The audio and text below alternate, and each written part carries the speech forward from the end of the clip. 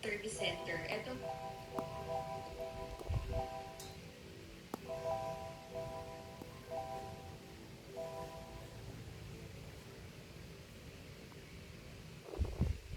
Kisei Information Center. Dito naman namin i-claim yung ticket ng Kisei Skyliner. Ito yung sasakyan na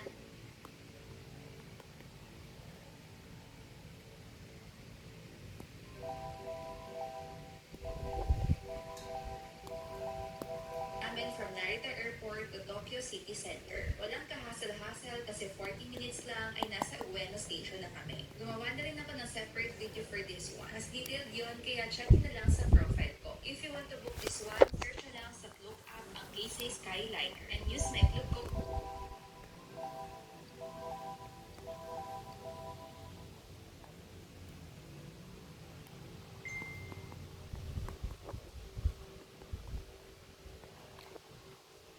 Katipitlook para magkaroon ka ng discount. After 40 minutes of travel time, nandito na kami sa Kisei Ueno Station. From here, walking distance na lang papunta sa JR Ueno Station kung saan kami sasakay ng train papunta sa hotel na pinagstayhan namin. Dito rin namin kukunin yung Tokyo Subway ticket na binook naman namin sa Klook. Search nyo lang dito sa JR Ueno Station itong vending machine na may ganitong sign. Itong binook namin sa Klook na Tokyo Subway ticket ay unlimited na for 3 days.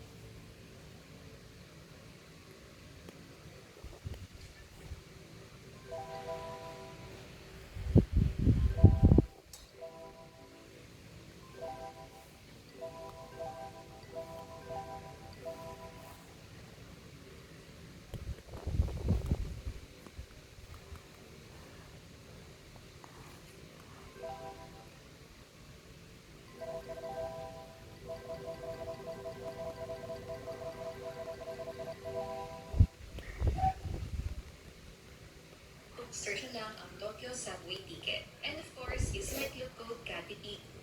From JR Ueno Station, one stop na lang to Akihabara Station kung saan kami mag-i-stay. We stay here sa Apa Hotel, Akihabara, and Kimae.